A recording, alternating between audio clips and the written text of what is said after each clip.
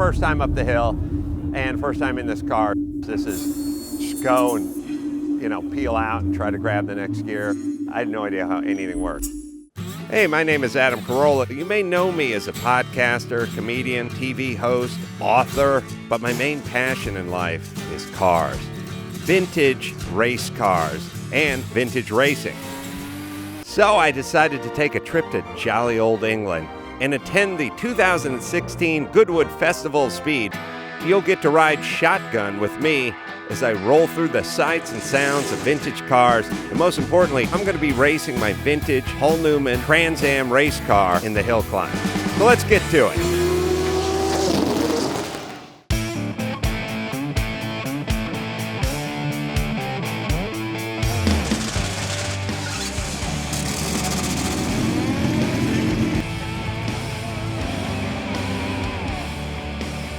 I'm used to getting in the car and running down and starting a race. I had no idea how anything worked. I was in the car for over an hour. I had to pee for about an hour and 10 minutes. I didn't know that we're driving on the track and then we were turn around and drive back the other way. I put gas in it earlier, but it's been a while. I had the pleasure of going behind the McLaren. The McLaren is the craziest, newest, whatever out here. And there's a huge gaggle of fans around that car. So I got to see their ass cracks while they were bending down and shooting the McLaren's exhaust. And I was like, hey, how about a little something for old Blue Eyes over here, Different generation, these kids. I was basically the pretty chick in a one-piece behind Sofia Vergara in a thong back.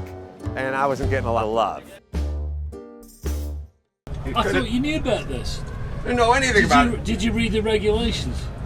I memorized the regulations, but then I forgot them later on.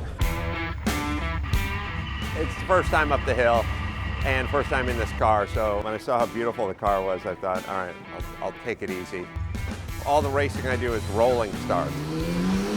This is just go and, peel out and try to grab the next gear. Here is the Nissan 300ZX, the IMSA GTO car. Similar specification to that of the Audi GTO. There is that corner that everyone warns you about at the end of the straightaway where all the bleachers are, that it just kind of just does this, like real fast.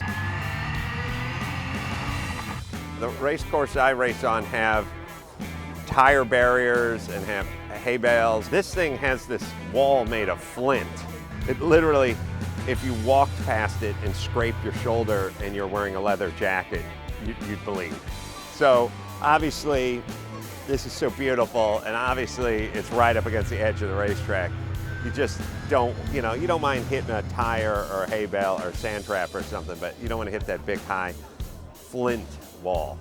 But I did ring it out just once I saw the finish line, and it was just a football field and a half of just this between me and the finish line. I was able to pack it up and go out with a little bit of a bang. I'll go after it a little harder next time, as long as it's dry, I don't think you could go after it too much when it's wet. Comically, the fastest car so far was the car that went right before me, which it could only be that way. It could only be the fastest guy on the hill today, would be the car out of 175 cars that went directly before I went, thus making my speed look that much slower. Fun. I mean, it's just it's the spectacle, the whole thing. The thing itself lasts, a minute. It's like good sex, it's about an hour, 2 hours of talk, and then done. So what we have is sort of the evolution. We got the Mark IV here. This is the car with the bubble and where they invented the champagne spray and everything. Behind us is in Gulf livery, obviously. This is first generation. This is what people think of when they think about the GT40. Yeah, this is the most iconic of all of them.